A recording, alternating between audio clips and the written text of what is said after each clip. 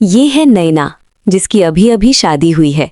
नया घर, नया ससुराल, सब कुछ उसके लिए बिल्कुल नया। वो कोशिश करती है सबको खुश रखने की, हर काम सही करने की। और ये है उसकी सास कल्याणी दीदी, जो जाने क्यों नैना को बिल्कुल पसंद नहीं करती।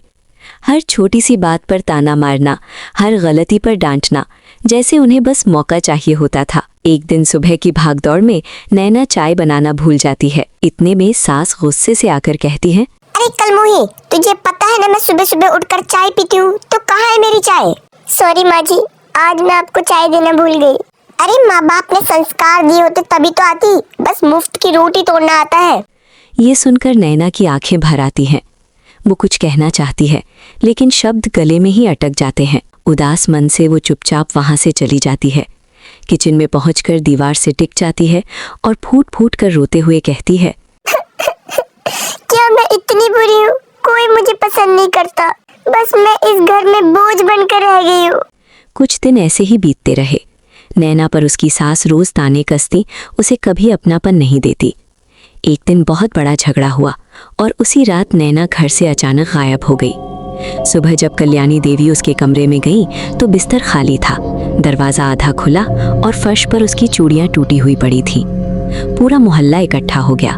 कोई कह रहा था वो मायके चली गई, कोई कह रहा था उसे किसी ने भड़का दिया, लेकिन नैना का कहीं पता नहीं चला।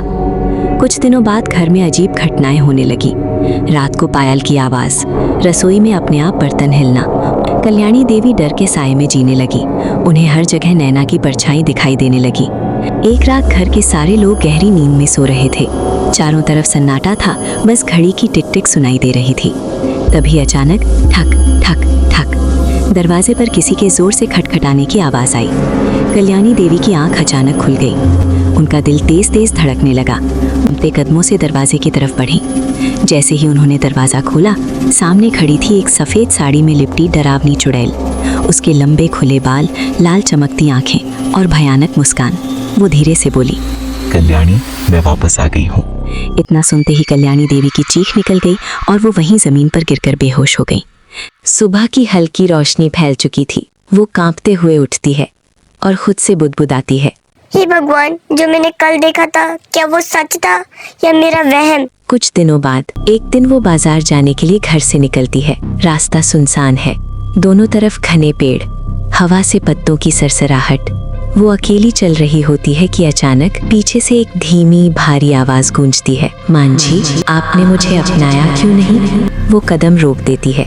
उसके सामने सफेद कपड़ों में एक चुड़ैल खड़ी होती है, बिखरे बाल, फीकी मुस्कान, लेकिन वो कोई और नहीं, उसकी अपनी बहू होती है। वो आगे बढ़कर कहती है, मांझी, मैंने तो आपको माँ माना था, आपने मुझे बेटी क्यों नहीं माना? ये सुनकर सास की चीख निकल जाती है।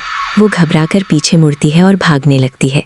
अगली सुबह सूरज निकलने से पहले ही सास मंदिर पहुंच जाती है। वो भगवान के सामने सिर झुकाकर कहती है, भगवान, मुझसे बहुत बड़ी गलती हो गई। मैंने अपनी बहू को बेटी नहीं माना, उसके साथ अन्याय किया।